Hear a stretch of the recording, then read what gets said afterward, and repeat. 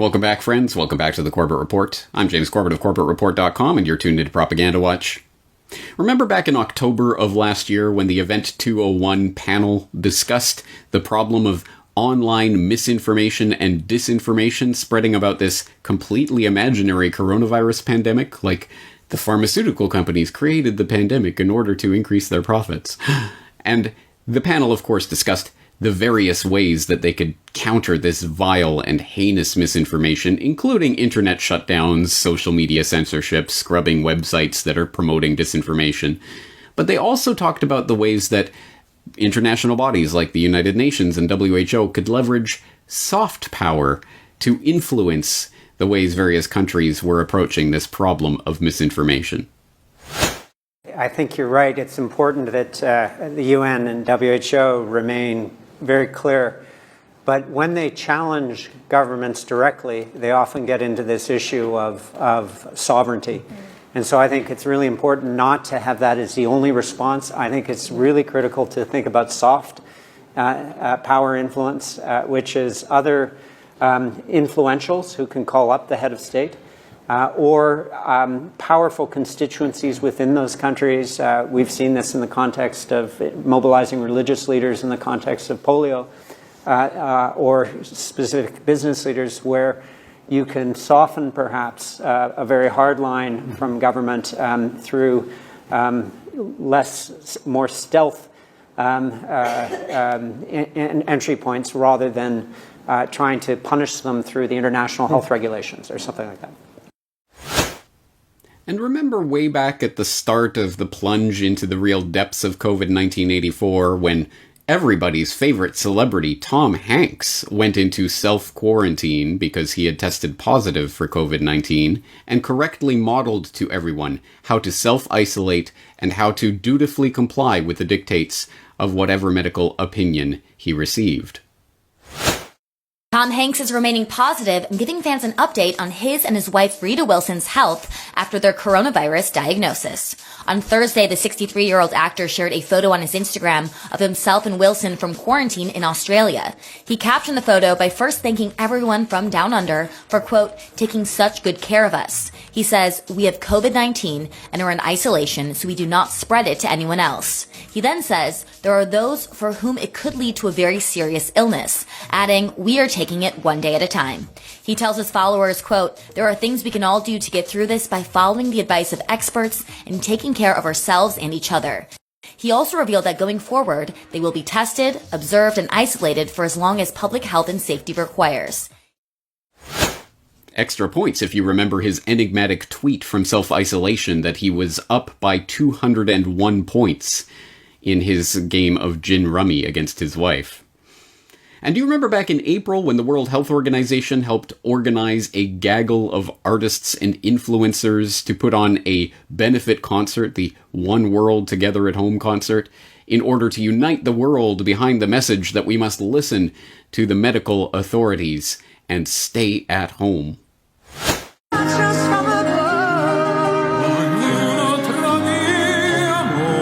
Being touted as the largest virtual gathering of major artists and influencers since the Live Aid concert in 1985. The One World Together at Home event showcased the who's who of top music stars and celebrities, who came together over the weekend for a special broadcast of music, comedy, and personal messages, all in gratitude to those around the world on the front lines of the coronavirus pandemic. So what can we do? We've got to take care of our healthcare workers and we've got to buy them time by taking care of ourselves. The event was led by the World Health Organization and the nonprofit group Global Citizen. And you remember back in May, when a bunch of celebrities and social media influencers generously agreed to pass the mic on their social media channels to various health experts in order to allow them to lecture us on the importance of following the diktats of the health authorities. So long, Instagram. Bye-bye, Instagram. Farewell, Facebook. Sayonara, Twitter. See you later, followers. The last person you need to hear from right now is me. I'm taking a hiatus. For one day, I'm handing over my account to experts on COVID-19. People who actually know what they're talking about. So instead of hearing from me, you'll be hearing from dozens of experts, like Dr. Anthony Fauci. Are you starting to get the feeling that maybe there's a concerted propaganda campaign going on right now in order to use soft power influence like celebrities and social media influencers in order to get the public on board with the dictates of the World Health Organization as filtered through the various national health authorities? Because if that's your feeling, ding ding ding, you are correct. Come down and take your prize. Yes, my thanks go out to a listener named Bill who pointed out this recent article that passed through the news feeds that I didn't see when it came out last week, but it is a pretty important story because it gives us some little window of insight into what's happening. Obviously, a much larger story is at play, but this gives us at least one tiny window that we can see through that shows us what this story is about. It comes from dailycaller.com from last week. World Health Organization hired PR firm to identify celebrity influencers to amplify virus messaging. And this report notes, quote, amid scrutiny over its response to the coronavirus pandemic, the World Health Organization in early May hired an American public relations firm to burnish its image, including through identifying so-called influencers to help amplify messaging about COVID-19. According to documents filed with the Justice Department this week, WHO inked a $135,000 contract on May 1st with Hill & Knowlton Strategies to craft a public messaging strategy.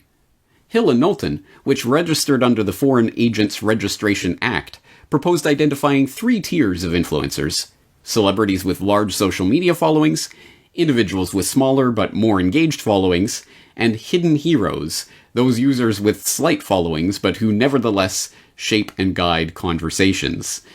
The celebrity influencers would be used for greater amplification of WHO messaging, according to Hill & Knowlton's proposal, which was first reported by the Daily Beast. And yes, I will put in the link to the actual document, Exhibit A to Registration Statement pursuant to the Foreign Agents Registration Act of 1938 as amended by Hill & Knowlton to register as foreign agents so that they could lobby on behalf of the World Health Organization. And here's the proposal and some of the screed of what they were attempting to do here. And there's the contract in black and white and the $135,000 or whatever it was they were spending on this particular contract, which I think we all know is not the whole story. This is not everything, but this is one documented black and white contract we have of part of the social media celebrity influencer campaign that the World Health Organization is using to shape our understanding of the COVID-19 epidemic. And it does seem interesting that they used Hill & Knowlton specifically as the PR firm that they went to for this particular contract. Hill & Knowlton. Where have I heard that name before? By the 1990s, the post-Vietnam public was growing increasingly wary of calls for war in far-flung corners of the world in countries many had never heard of. And so it was that in 1990, when the politicians and their deep state controllers required the American public to be motivated to wage war against Iraq for its invasion of Kuwait, they hired a literal PR firm to sell an even more brazen set of lies to Joe Sixpack and Jane Soccer Mom. The most famous of these lies revolved around Nayira, a young Kuwaiti girl who sparked international headlines for her shocking testimony before the Congressional Human Rights Caucus in October 1990. In a tear-stained speech, she told a harrowing story of the horrors she witnessed being committed by Iraqi soldiers at a Kuwaiti hospital where she was volunteering. The second week after an invasion, I volunteered at the Al-Adan hospital with 12 other women who wanted to help as well. I was the youngest volunteer. The other women were from 20 to 30 years old. While I was there, I saw the Iraqi soldiers come into the hospital with guns. They took the babies out of the incubators, and left the children to die on the cold floor. It's difficult today to understand just how important this testimony was in setting the tone of the debate about whether America should commit military forces to defend Kuwait. It was reported breathlessly on the evening news, and it was repeated by President Bush on not 1 or 2 occasions, but 6 separate times in the lead-up to war. Babies pulled from incubators and scattered like firewood across the floor. And they had kids in incubators, and they were thrown out of the incubators so that Kuwait could be systematically dismantled. Then, when the Gulf War resolution was making its way through the House, the incubator story was raised in Congress. Now is the time to check the aggression of this ruthless dictator whose troops have bayoneted pregnant women and have ripped babies from their incubators in Kuwait. And then again in the Senate. The vote passed, and combat operations formally began in January 1991. The only problem? Naira was not some anonymous Kuwaiti girl, but, as a subsequent CBC investigation discovered, she was Naira al-Saba, daughter of Saud al-Saba, the Kuwaiti ambassador to the United States. Her testimony had been written for her by Hill & Knowlton, a PR company hired by the Kuwaiti government-supported AstroTurf organization, the Citizens for a Free Kuwait, to help sell the Gulf War. And the Congressional Human Rights Caucus that held the hearing where Naira gave her testimony? It was later found to be a Hill & Knowlton front itself.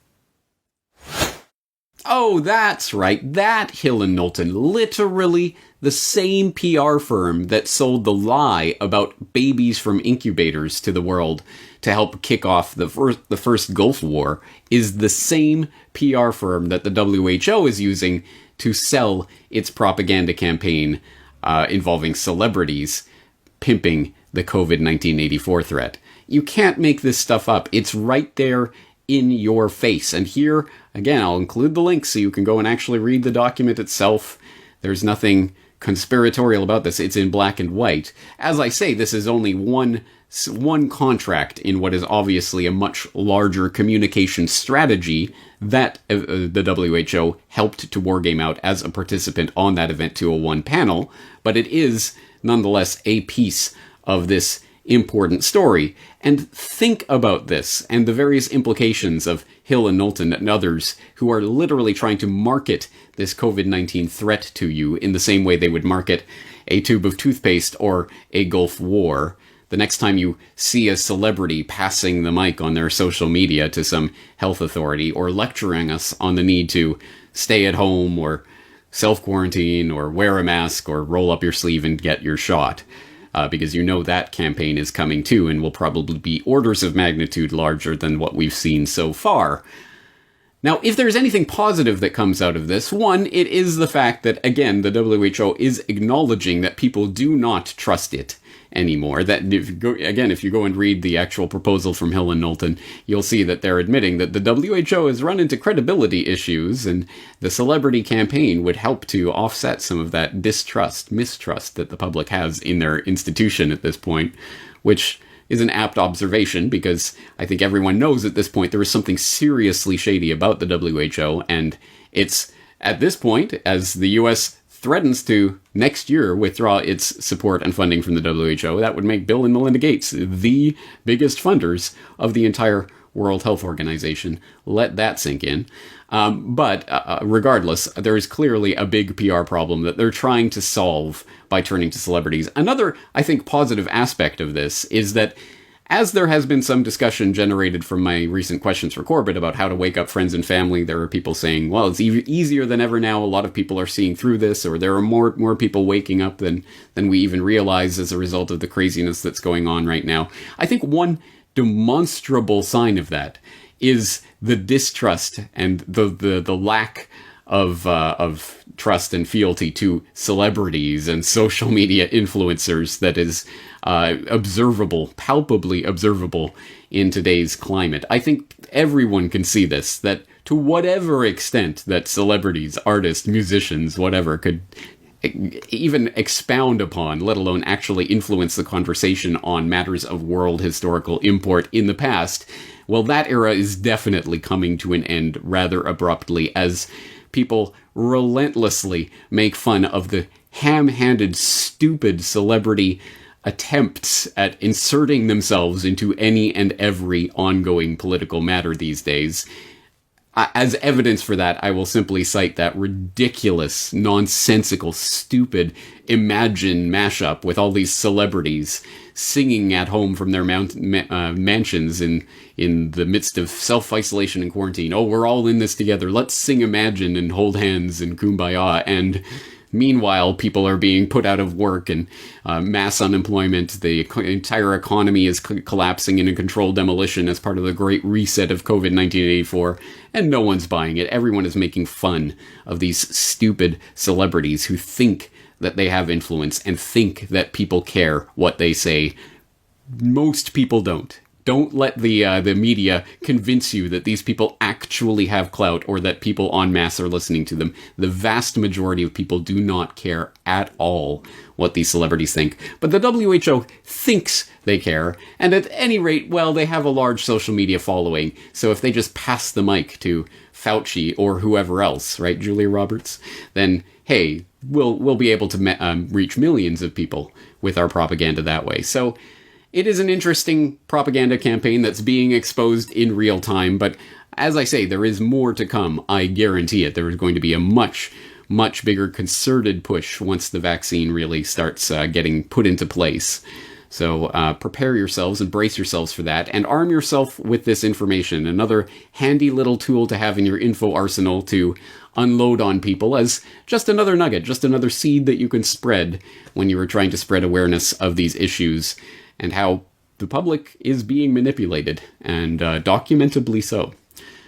At any rate, that's what we do here on Propaganda Watch, week in and week out. And so that's going to do it for today, but I'm looking forward to talking to you again in the near future. James Corbett, CorbettReport.com.